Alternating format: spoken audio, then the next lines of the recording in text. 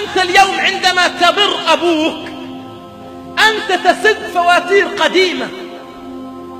أنت عندما اليوم تبر أبوك وأمك أنت تسد فواتير قديمة.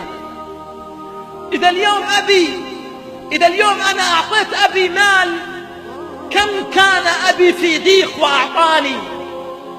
بل والله بعض الآباء يخرج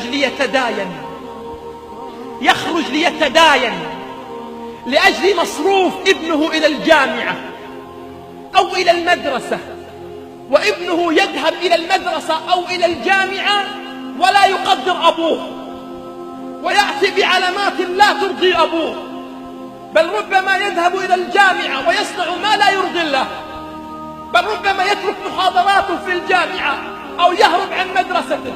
وأبوه كان يكدح إلى الناس، كان يدل نفسه إلى الناس لأجل أن يداينوه.